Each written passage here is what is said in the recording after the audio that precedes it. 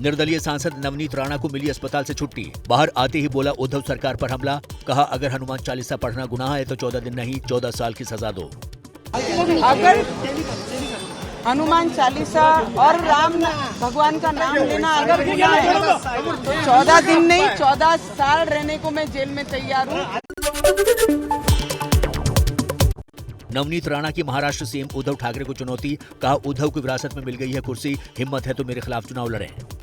तो मैं चैलेंज करती हूँ कि लोगों के बीच में आकर इलेक्शन लड़कर चुन के दिखाइए।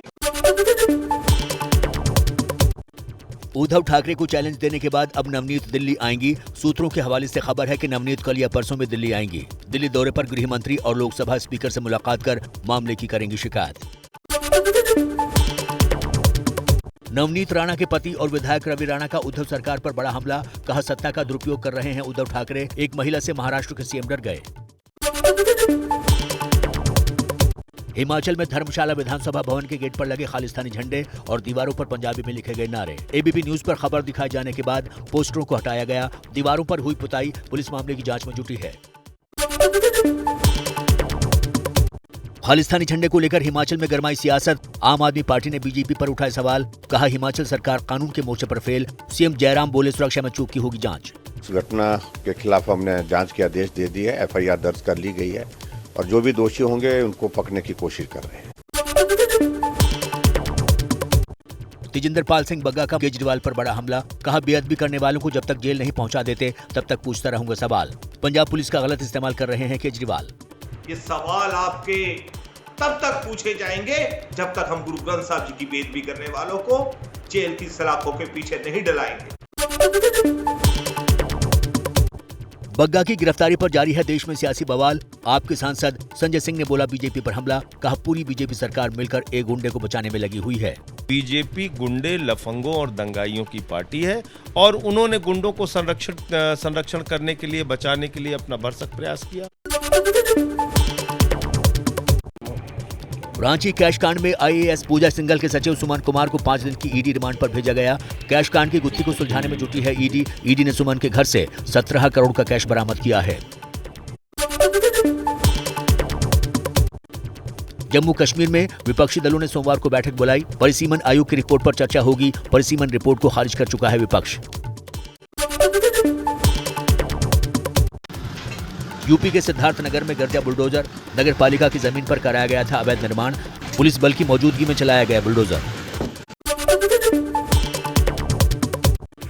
वाराणसी में 200 करोड़ की भूमि को अवैध कब्जे से मुक्त कराया गया।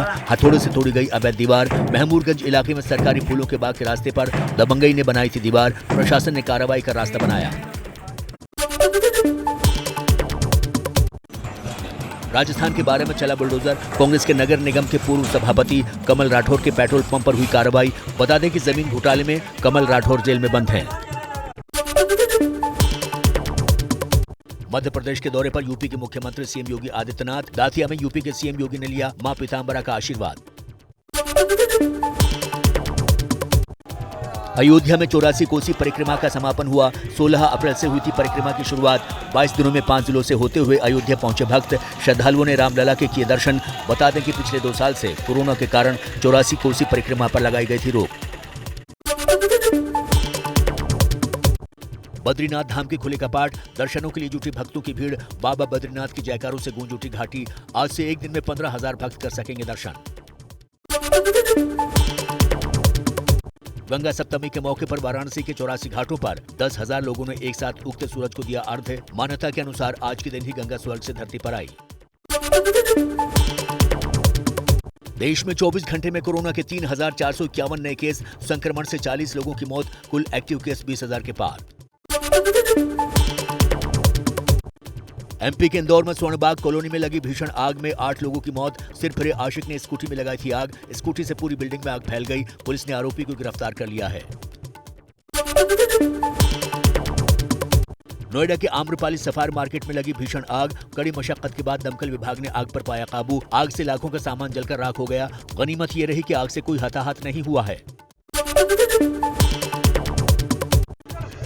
उत्तराखंड के ऋषिकेश में दर्दनाक हादसा, सड़क दुर्घटना में 5 लोगों की मौत। ऋषिकेश बद्रीनाथ हाईवे पर हुई कार की भिड़ंत। जम्मू कश्मीर में सेना को मिली बड़ी कामयाबी, कुलगाम में आतंकियों से सुरक्षा बलों की मुठभेड़, 2 आतंकियों को किया ढेर, इसमें एक पाकिस्तानी हैदर भी शामिल है। कुख्यात आतंकी संगठन लश्कर ए तैयबा से जुड़ा था हैदर। दिल्ली पुलिस को बड़ी कामयाबी, नीरज बबाना गैंग के 2 गैंगस्टर को गिरफ्तार किया। सुहेब सिंह और सौरभ नाम का बदमाश गिरफ्तार। यूपी के सहारनपुर में पुलिस और चोरों के बीच मुठभेड़, 2 चोर गोली लगने से घायल। पुलिस ने दोनों को गिरफ्तार कर अस्पताल में भर्ती करवाया, जबकि 2 बदमाश मौके से फरार हो गए। चोरों के पास चोरी के सामान और अवैध हथियार बरामद। बिहार के सुपौल में सेना में बहाली नहीं होने से नाराज नौजवानों ने किया प्रदर्शन। त्रिवेणीगंज में सड़क पर जाम लगाकर किया हंगामा। सरकार से उम्र सीमा में 2 साल की छूट देने की मांग की।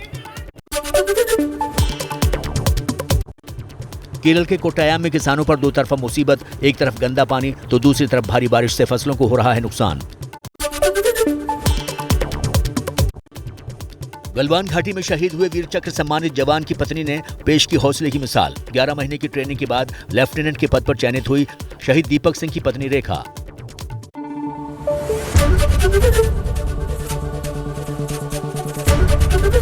एबीपी न्यूज आपको रखे आगे।